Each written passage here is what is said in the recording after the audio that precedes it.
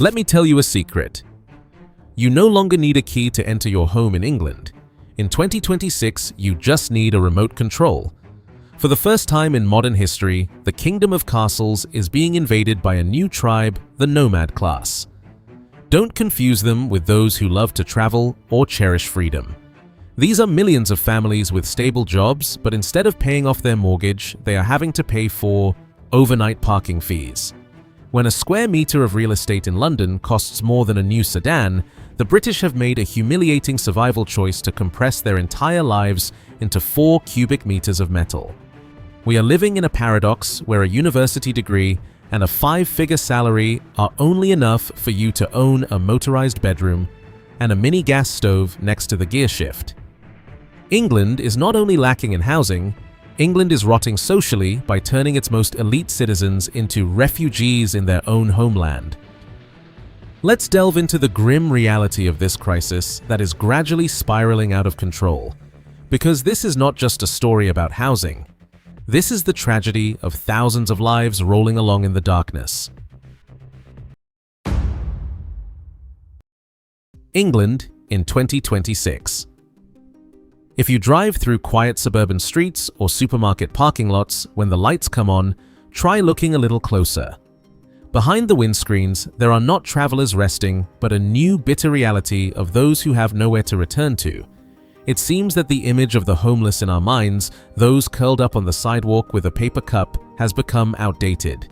Nowadays, homelessness has a different appearance, cleaner, more discreet, but far more desperate. That is hundreds of thousands of families taking shelter in temporary facilities where the boundary between a home and a pit stop has completely disappeared. Perhaps we seem to be living in a chapter of history that no one wants to write. According to statistics from ONS and MHCLG, there are up to 117,400 households in England living in temporary accommodation, the highest level in nearly a decade. And alarmingly, it is estimated that nearly 300,000 households have fallen into a state of core homelessness, including those who are using their vehicles as their only shelter. How ironic it is. The cars once symbols of freedom of sun-soaked summer holidays in Cornwall have now become the last line of defense against them falling onto the cold pavement.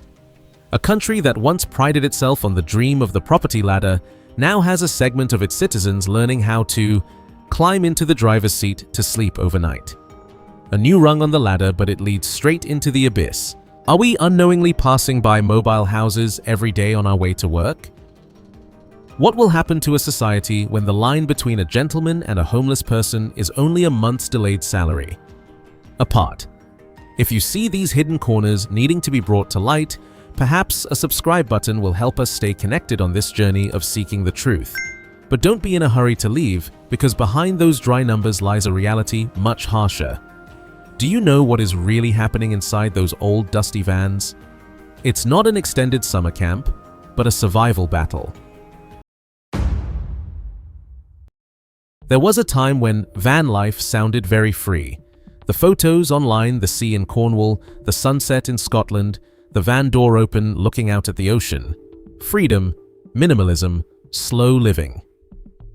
But in England right now, living in a van is not a lifestyle trend. It is a survival trench. Bristol is now considered the capital of living in vehicles, with over 600 vehicles used as homes, quadrupling in just 5 years. Brighton estimates that around 300 people live in vehicles. These numbers are not loud, but they are enough to paint a new picture. Parking lots are replacing bedrooms. Look at the streets in Brighton or Falmouth. In Brighton, it is estimated that around 300 people are living in vehicles. In the small town of Falmouth, this rate seems to reach 2.2% of the population. At the same time, the number of new registrations for vans under 3.5 tons in England increased by 21% in just 1 year. Don't be mistaken that all of them are for transporting goods. A significant portion of them are carrying the fates of families. And what catches my attention the most is not those iron blocks, but the people inside.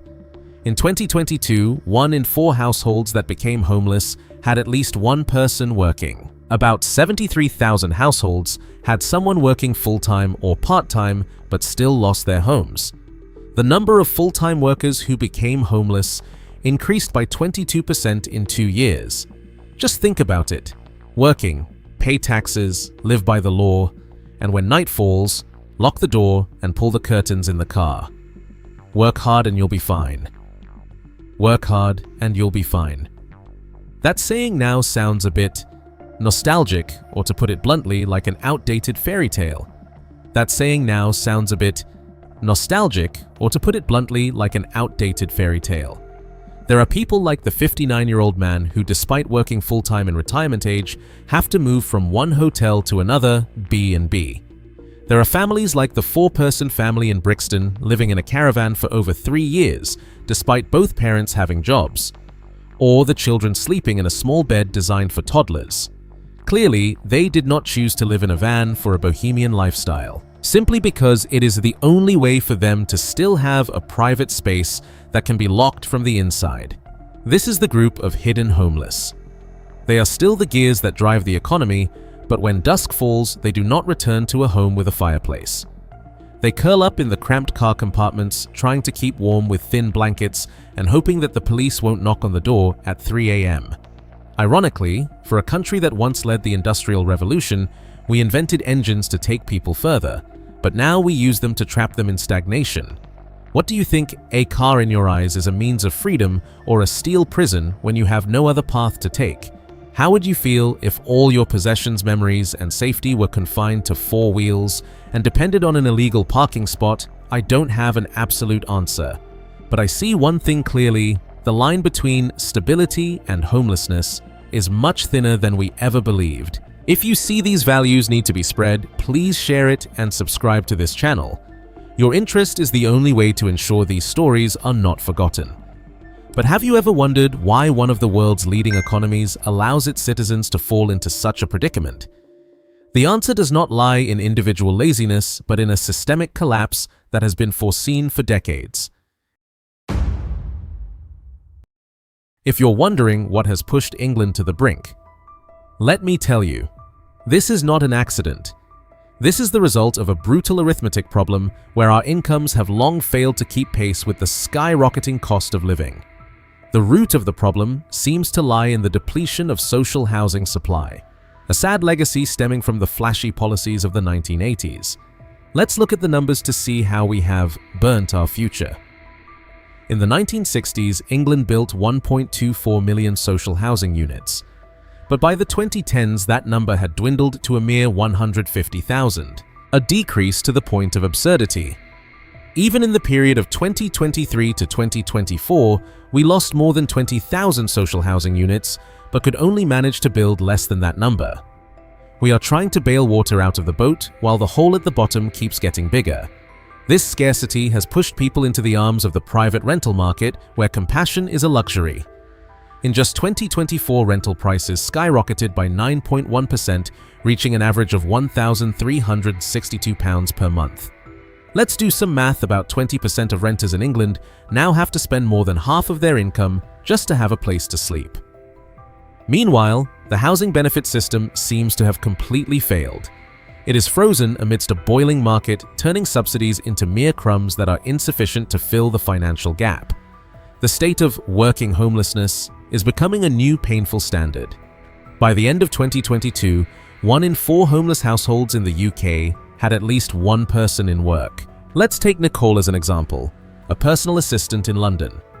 She wakes up, puts on her office attire, works professionally, but at night she has to check into a makeshift hotel because she can't afford to rent an apartment.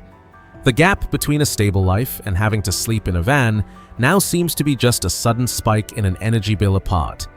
The system promised a solid safety net, but perhaps that net has been torn for a long time. When hard work and adherence to the law no longer guarantee a roof over one's head, does the so-called social contract still hold value? Who are we really building this society for, if not for the honest workers? I would really like to hear your perspectives on this issue in the comments. Do you believe it's an individual fault, or is it a betrayal of the system? Please leave your comments and don't forget to follow so we can continue this journey together. Because this collapse does not stop at just the lack of housing. The unfortunate people clinging to those cars are facing another cruel paradox. In a free country, they are at risk of being turned into criminals, simply because they are poor.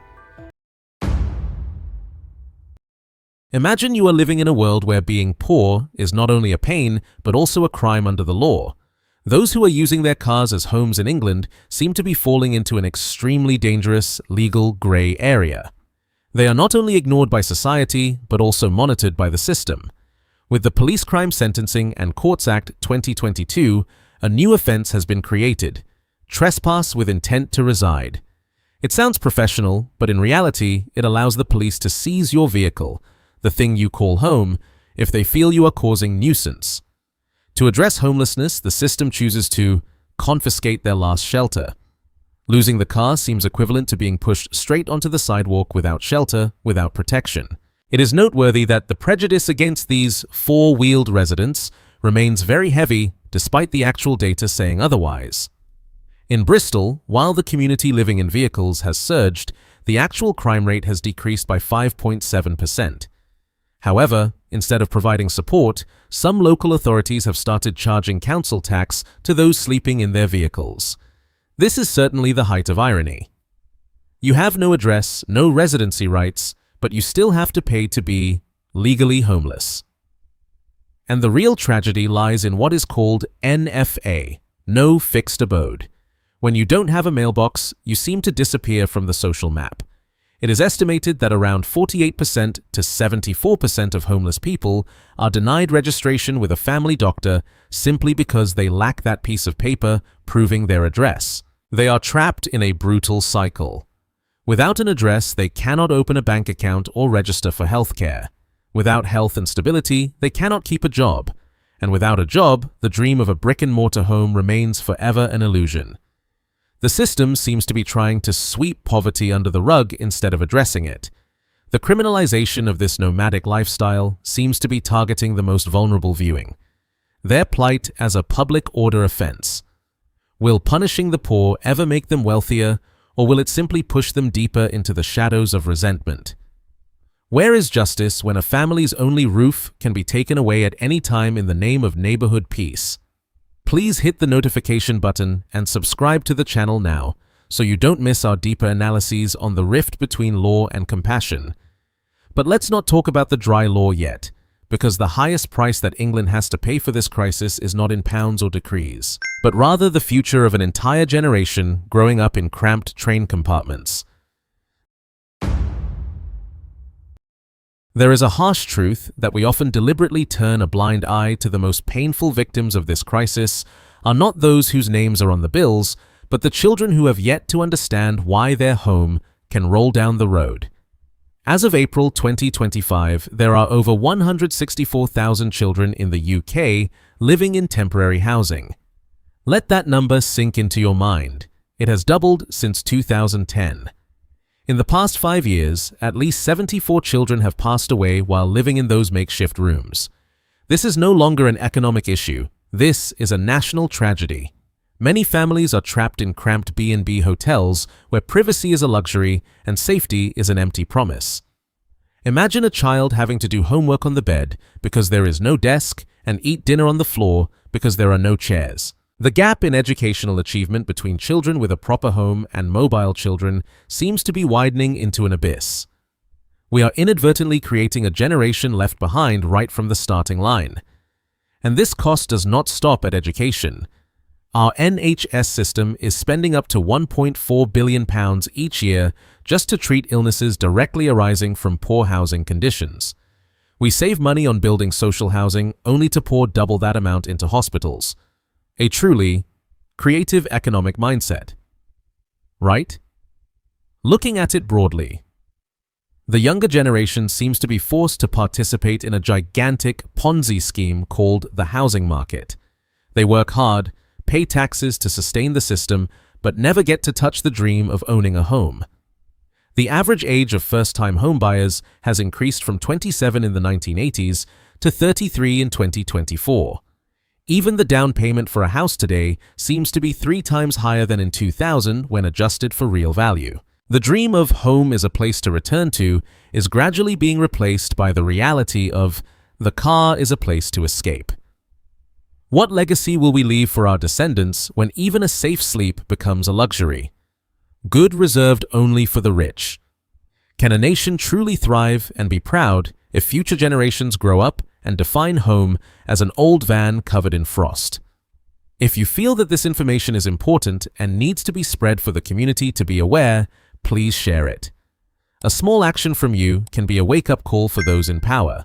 We have seen the numbers herd the size of the present, but the look ahead is what truly sends shivers down people's spines. So where will England go if this crisis continues to spiral out of control? If we do not face the truth right now, the future of England seems to be written in the haunting forecasts. Experts estimate that without a sufficiently strong intervention, the number of children growing up in temporary rooms could reach 310,000 by 2045. In the next 2 decades, the total number of people experiencing homelessness in this country could double, reaching 620,000 individuals. Those are not just numbers, they represent the population of an entire large city drifting aimlessly. Forecasts indicate that by then, around 5.7 million households will have to grit their teeth and spend more than 1/3 of their income just to secure a place to rest. We are getting closer to a scenario where having a fixed roof over our heads becomes a luxury privilege rather than a basic human right. This collapse is draining the vitality of local governments. In the year 2024/25 alone, they had to spend up to £2.7 billion on temporary housing. In London, the districts are burning about £4 million a day to maintain emergency accommodation facilities. Think about this irony. Your tax money, instead of being used to build new bricks for the future, seems to be going straight into the pockets of hotel and private B&B owners to maintain a false sense of stability. We seem to be witnessing the formation of a new social class, mobile labor. They are the ones who directly operate this society but have no place within its structure. The normalization of living in cars is not a step forward in freedom, but a pathetic regression in the living standards of a nation that once claimed to be civilized. The social contract based on hard work and stability seems to have been completely torn apart. When a person works their entire life only to end the long day in a foggy parking lot, the faith in the system is reduced to ashes. The future of England entirely depends on whether we dare to face the truth, to reform the system from the ground up, or continue to apply band-aids to a festering wound. Will we close our eyes and accept this as a new normal, or will we demand real change together? The England you once cherished, once took pride in, does it still exist in the cold parking lots tonight? Thank you for patiently accompanying me until these final moments. These truths may be hard to hear, but they need to be spoken. Subscribe and turn on notifications so we don't lose each other amidst the upheavals of the times. This is not just the story of those who sleep in vans or in makeshift rooms. This is a story about the future of all of us, about the appearance of this country in the next 20 years. Thank you, and see you again on the next decoding journey. We have just gone through a long journey from the misty parking lots in Bristol to the cramped hotel rooms in London. What we see is not just the lack of bricks and mortar, it is the fracture of a belief, the belief that if you follow the rules and work hard, you will be safe. England in 2026 seems to be standing before a convex mirror. We see a dazzling economy, but reflected back is the image of families having to lock the door of their sleep in a mobile iron box. When cars no longer take us to new horizons, but become cages imprisoning our self-esteem, that is when we must ask ourselves, who does this country belong to? Will we accept living in cars as a normal part of modern society, or will we see it as a final wake-up call?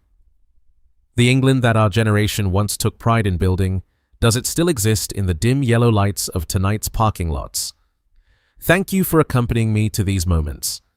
If these stories make you think, please share this video. It's not just support for the channel, but a way for us to ensure these identities don't fade into oblivion. Don't forget to hit subscribe and the notification bell, because we still have many truths to uncover together. The content in this video is based on statistical data, actual reports from ONSMHCLG, and reputable news sources up to the year 2026.